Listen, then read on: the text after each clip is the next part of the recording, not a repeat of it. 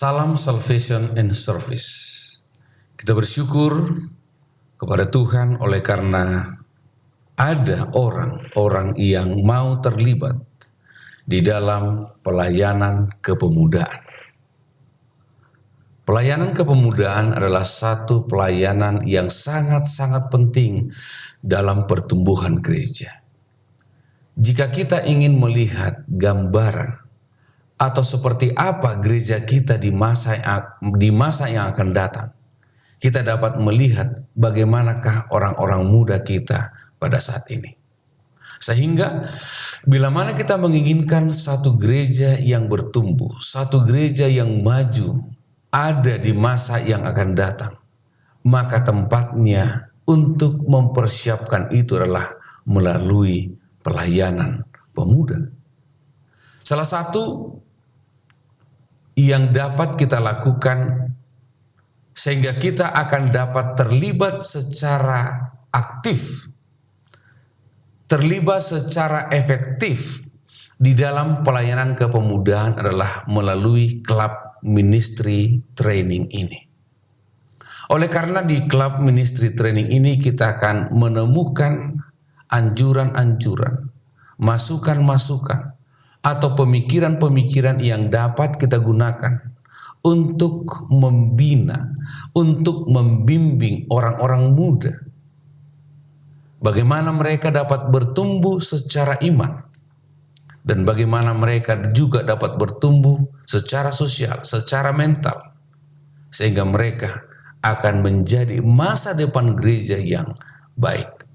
Dan bagian dari klub ministry training yang akan saya sampaikan pada saat ini adalah bagaimanakah kita dapat melakukan atau menerapkan hal-hal yang praktis, metode-metode yang praktis dalam mengajarkan tuntutan-tuntutan kelas di setiap kelas di Pathfinder.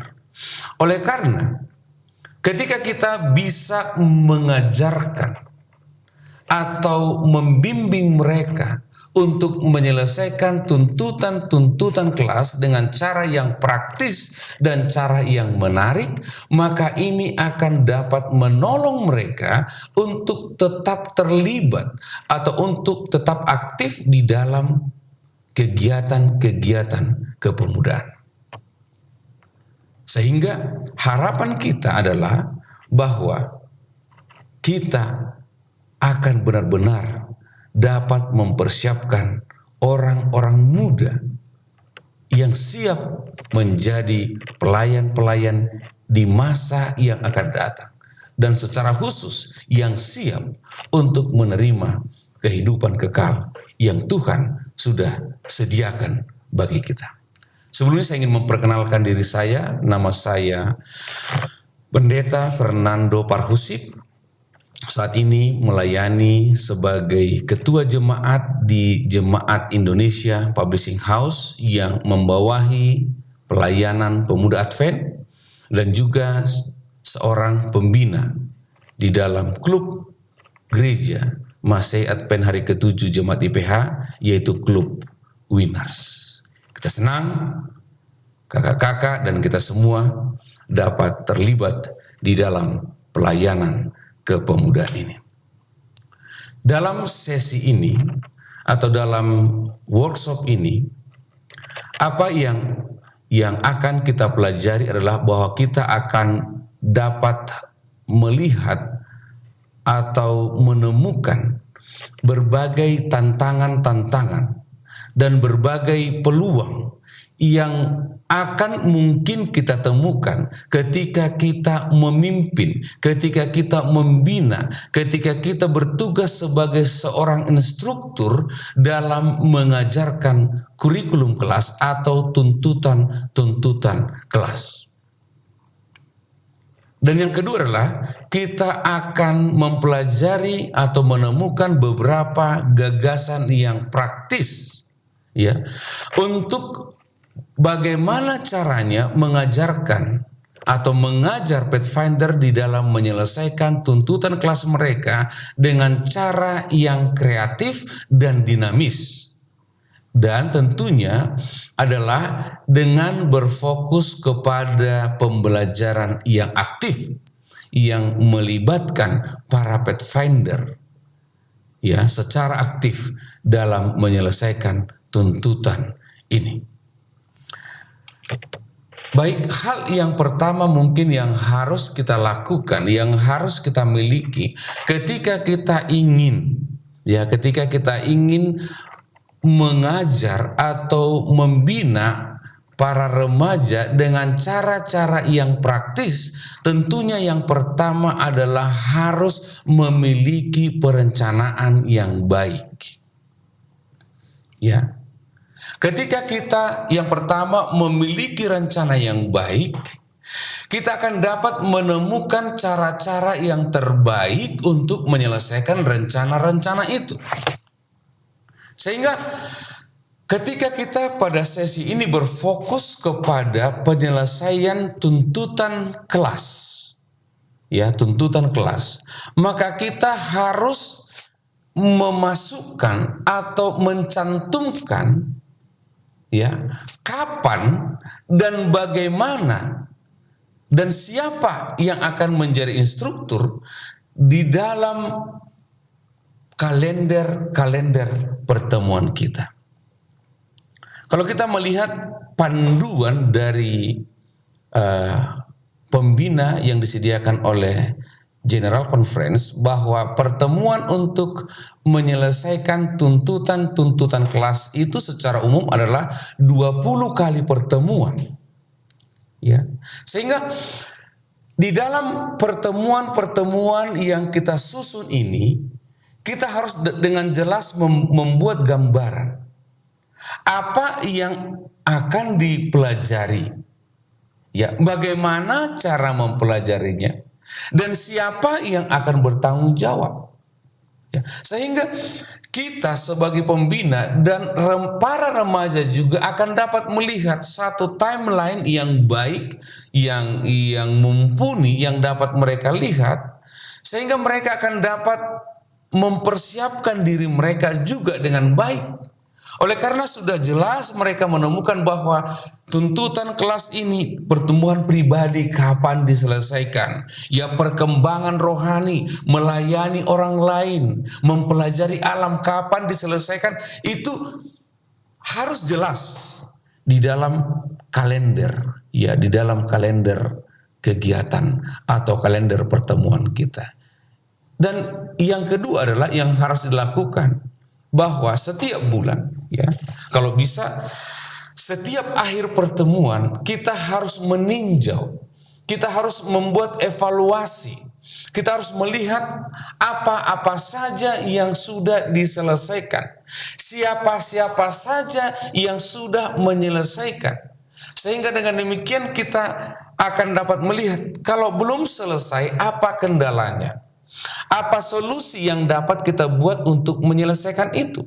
Dan apa mungkin penyesuaian-penyesuaian yang harus kita buat, ya, yang harus kita lakukan bila mana ternyata ada sesuatu yang sangat sukar untuk diselesaikan oleh para pathfinder. Ya.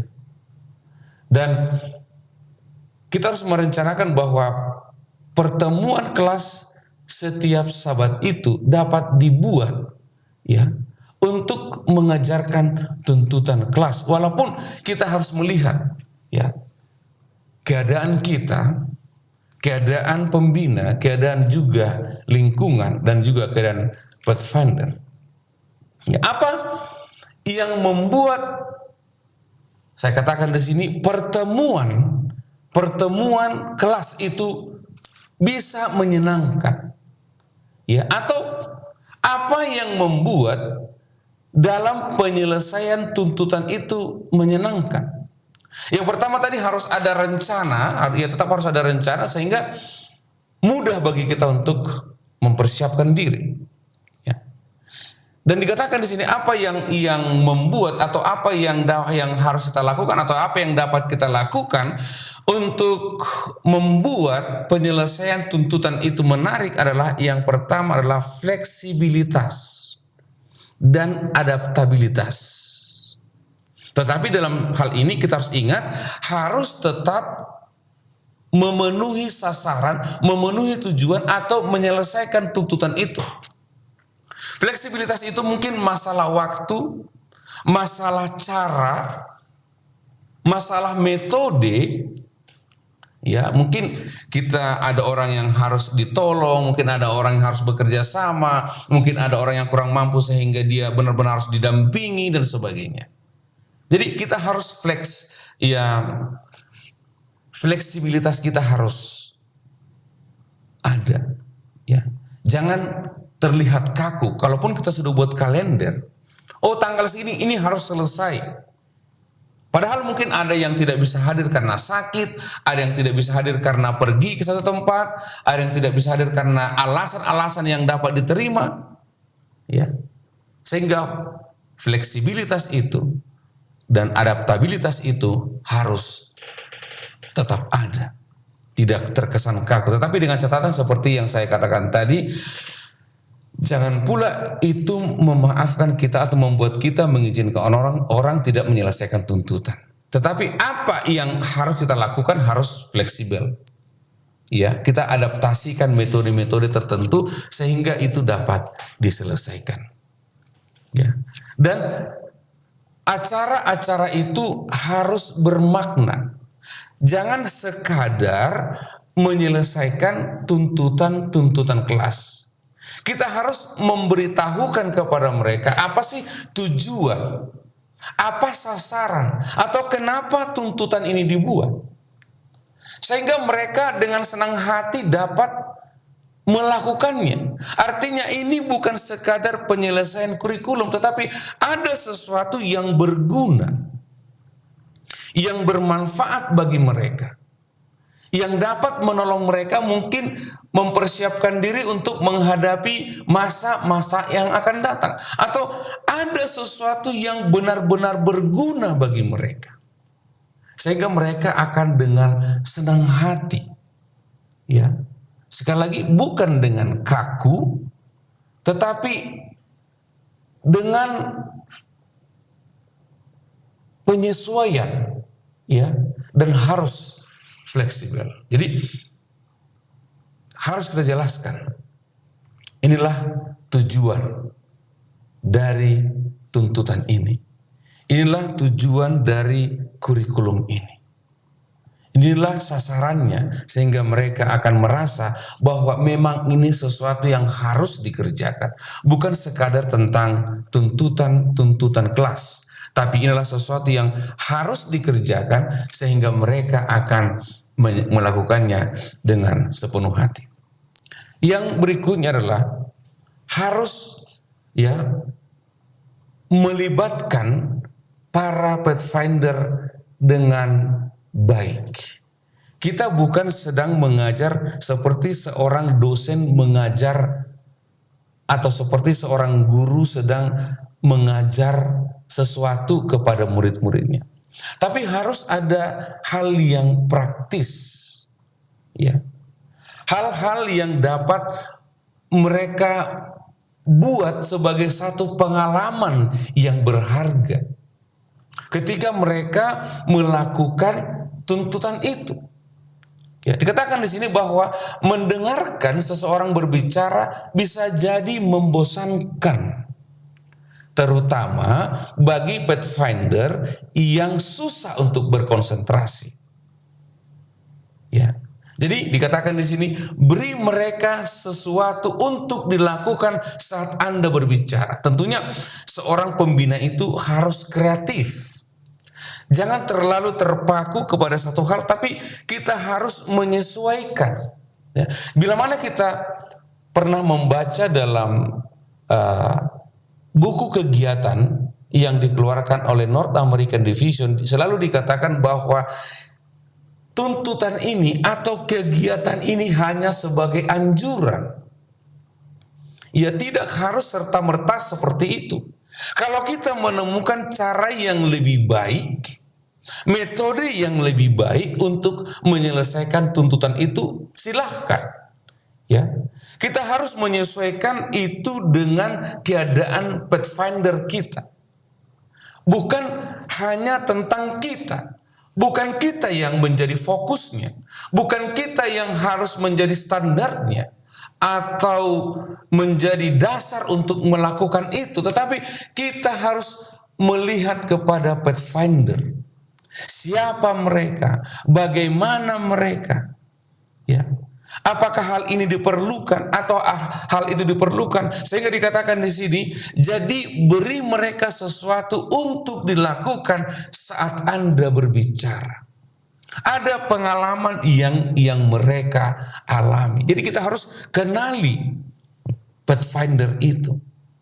Ya, masing-masing Pathfinder kita harus kenali. Sehingga dikatakan contoh di sini seperti perlengkapan mewarnai. Sementara kita berbicara, sementara kita menyampaikan hal-hal yang mau kita sampaikan, ya mungkin mereka sementara melakukan sesuatu, tentunya jangan sampai menarik atau benar-benar mengalihkan perhatian mereka dari kita pada saat berbicara, atau mungkin bermain pledo. Ya, bagaimana kita menyampaikan tujuan, menyampaikan sasaran yang akan kita sampaikan dengan bermain contohnya, dengan mewarnai contohnya, ya, atau dengan cara-cara yang lain yang dapat kita gunakan. Jadi kita harus membuat bahwa penyelesaian tuntutan itu adalah sesuatu pengalaman yang menyenangkan bagi mereka. Ya, bukan pengalaman yang menjenuhkan bagi mereka. Ya, untuk melakukan hal-hal tersebut tadi, apa yang dapat kita lakukan? Ya. Sekali lagi kita jangan kaku, harus fleksibel, dan kalau bisa kita bisa mengadaptasi segala sesuatu, tentunya tanpa mengabaikan esensi dari tuntutan yang diberikan. Ya, salah satu contohnya di sini, bila mana kita melayani di sebuah klub yang di dalamnya hanya ada 1-2 Pathfinder di setiap level, ya di setiap level. Contohnya sahabat hanya 2, teman hanya 3, penyelidik hanya 2 dan sebagainya. Dikatakan di sini kita dapat, supaya mungkin jangan terlalu capek ya, kita dapat mengajar dalam 1 tahun itu 2 kelas. Ya, yang dikatakan di sini mungkin sahabat dengan penyelidik, di tahun berikutnya di teman dan perintis dan sebagainya. Ya, tapi ini tergantung kepada kebutuhan kita, tergantung kepada keadaan Pathfinder. Ya, tergantung kepada keadaan Pathfinder. Tetapi kalau memang pembinanya juga cukup banyak, ya seperti kami di IPH sering sekali untuk 1 kelas itu bisa ada 2 pembina. Ya, secara khusus bagi kalau ada calon master guide, mereka juga harus menjadi pembina yang aktif. Ya, jadi kita sesuaikan keadaan anak-anak atau keadaan remaja dan keadaan dari pembina tersebut. Jadi jangan terlalu kaku. Yang kedua, ya ini contoh ya, ada klub yang menghususkan 1 pertemuan per bulan. Ya, kalau ada 4 sahabat, salah satu dari sahabat tersebut yang dilakukan dalam pertemuan itu hanyalah tuntutan kelas. Ya, mungkin di bulan berikutnya atau di sahabat berikutnya tuntutan kepahaman. Ya, yang di hal berikutnya mungkin hal-hal yang lain. Tapi ini tergantung kepada kita. Tapi ini hanya sebagai contoh, sebagai hal yang dapat kita lakukan. Sekali lagi, menurut anjuran atau salah satu anjuran kalender dari pelayanan pemuda General Conference itu, bahwa pertemuan itu bisa dilakukan hanya dalam 20 kali pertemuan untuk menyelesaikan 1 kelas. Jadi mari kita sesuaikan sesuai dengan kebutuhan kita. Ya. Berikutnya, mulailah mengerjakan beberapa tuntutan di awal tahun Pathfinder. Contohnya, ya tuntutan dasar atau pertumbuhan pribadi itu. Ya, itu kan ada pre-requirement ya. Ya, itu dapat kita kerjakan di awal-awal tahun Pathfinder, contohnya menghafalkan perjanjian, menghafalkan peraturan, menghafalkan kitab-kitab dalam perjanjian lama, perjanjian baru. Jadi ada hal-hal yang memang harus kita selesaikan, dianjurkan harus kita selesaikan di awal-awal tahun Pathfinder atau di bulan-bulan pertama. Kenapa disebutkan awal tahun Pathfinder? Bisa saja kita mengawali awal tahun Pathfinder itu adalah pada bulan Juni sesuai dengan kalender sekolah. Atau ada juga orang yang memulai kalender Pathfinder itu sesuai dengan kalender biasa atau dimulai pada bulan Januari. Nah, jadi kalau kita contohnya mengikuti kalender sekolah, berarti di bulan 6 atau bulan 7 itu kita sudah menyelesaikan, atau di dalam kalender kerja kita atau kalender pertemuan kita sudah membuat bahwa ada hal-hal yang harus diselesaikan. Tentunya hal-hal yang dasar. Yang kedua, ya bekerja samalah dengan orang tua, sekolah gereja dan sekolah sahabat untuk menyelesaikan pembacaan Alkitab atau ayat hafalan. Ya, jangan sampai seperti ini contohnya. Apa yang sudah kamu hafal di sekolah, nggak boleh lagi itu digunakan sebagai tuntutan di Pathfinder. Padahal sama saja sebenarnya ya. Apa yang kamu hafal di sekolah sahabat atau apa yang sudah kamu baca di sekolah sahabat anak-anak tidak boleh digunakan. Contoh itu bukan cara yang baik. Tapi kita harus bekerja sama dengan mereka.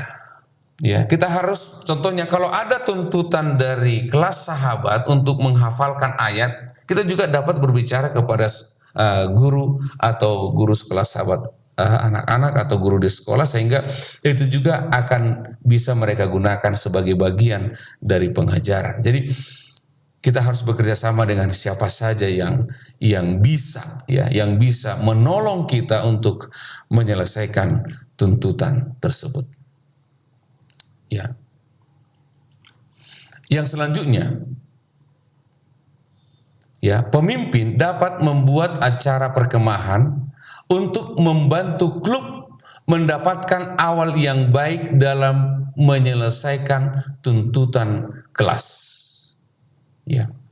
Jadi dalam perkemahan itu contohnya kita buat di awal tahun, di samping untuk memotivasi anak-anak atau remaja-remaja untuk terlibat dalam pertemuan-pertemuan kelas atau dalam Pathfinder, kita juga dapat memasukkan atau secara khusus di sini dikatakan beberapa kepahaman alam atau juga kepahaman rekreasi. Kita dapat memasukkan itu sehingga ketika melakukan perkemahan atau mereka terlibat dalam perkemahan, mereka sudah menyelesaikan mungkin beberapa tuntutan dari kelas atau beberapa tuntutan dari kepahaman yang ada.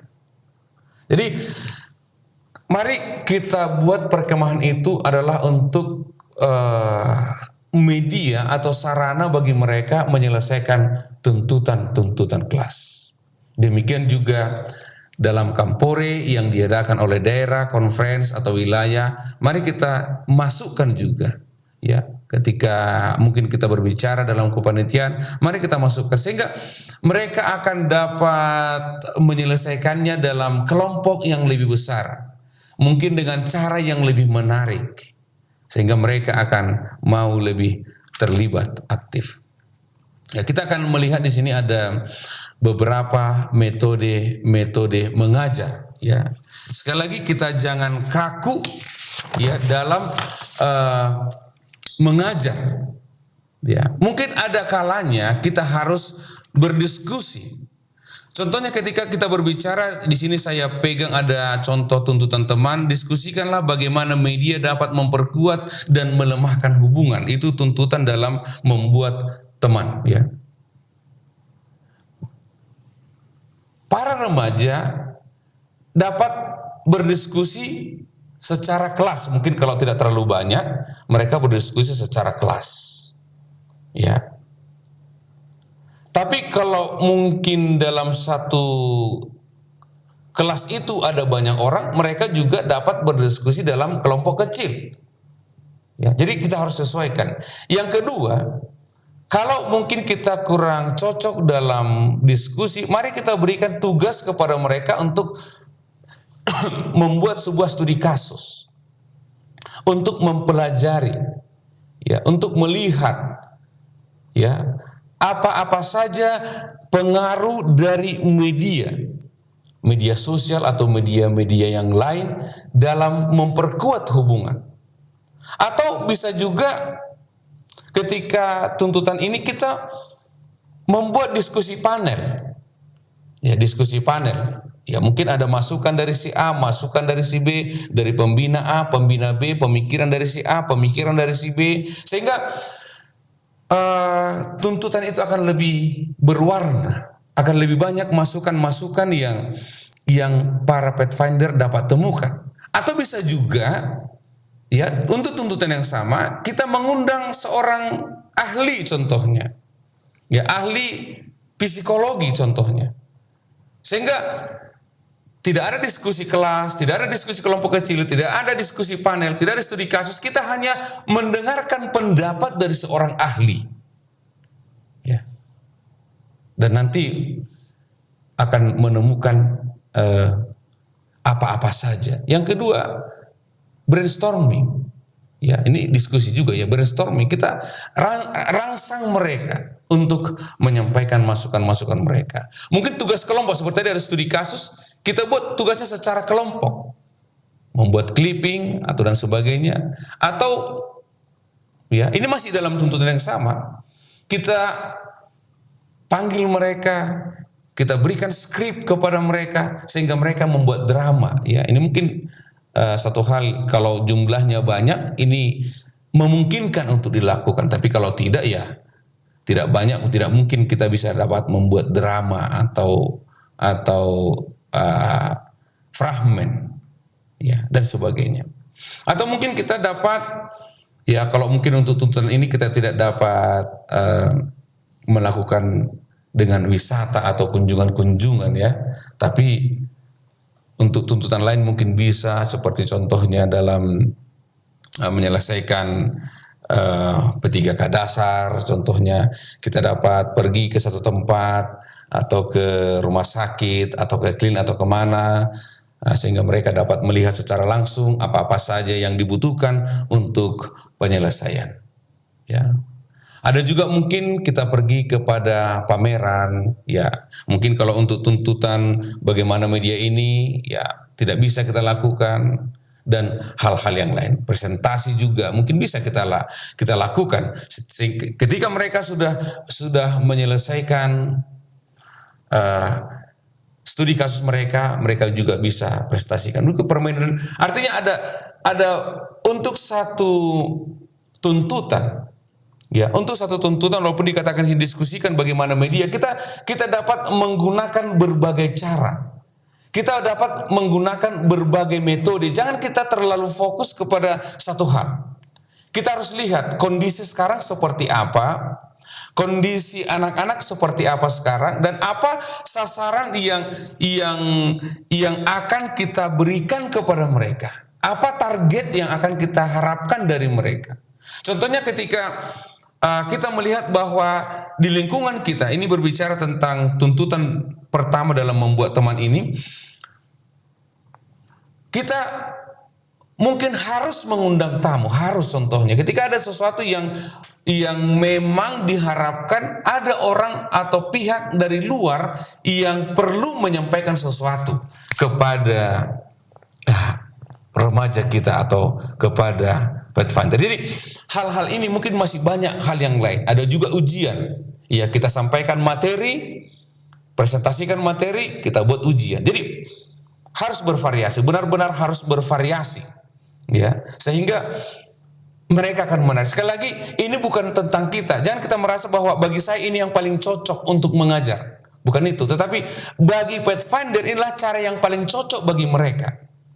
Bukan bagi pembina, ya, tapi inilah yang paling cocok bagi Pathfinder. Ya, mungkin sesuai dengan usianya, sesuai dengan keadaannya, sesuai dengan apa yang ada di tempat itu dan sebagainya. Jadi fokusnya haruslah Pathfinder. Jadilah metode-metode yang dapat kita gunakan untuk mengajar.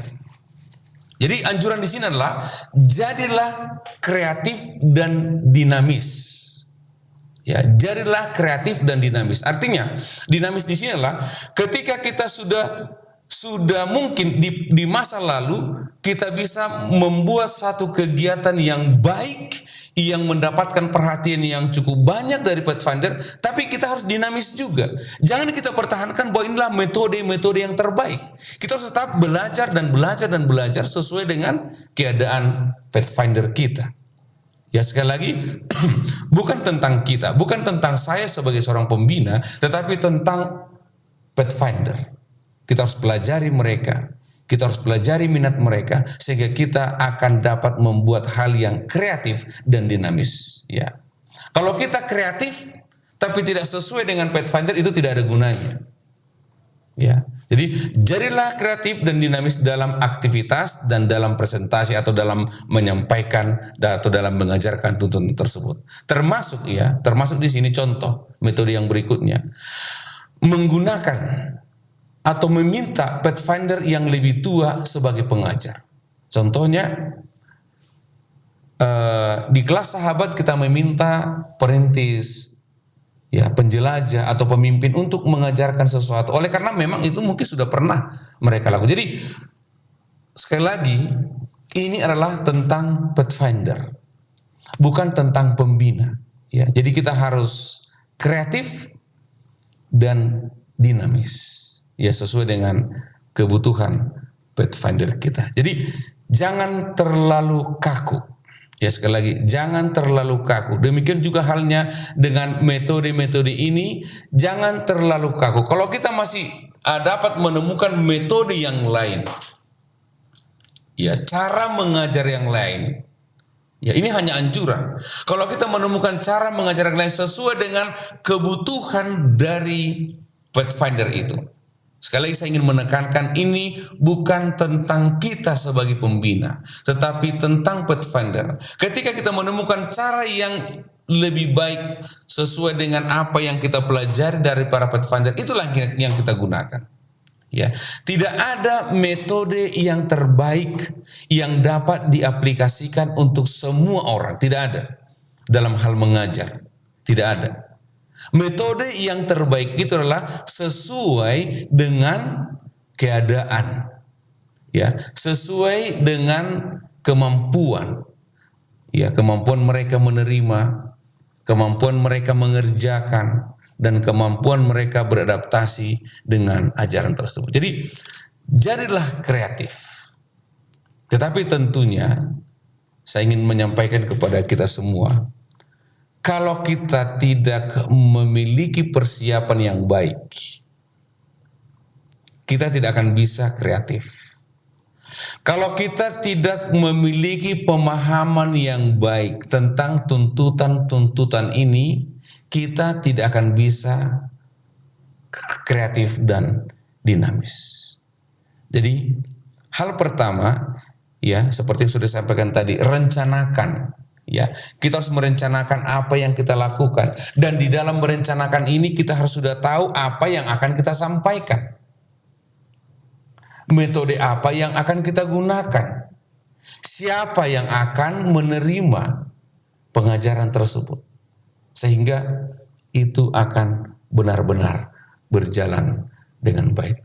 Harapan saya bagi kita semua, bagi kakak-kakak yang saya hormati, yang mau melibatkan diri dalam pelayanan kepemudaan ini, marilah kita terus belajar.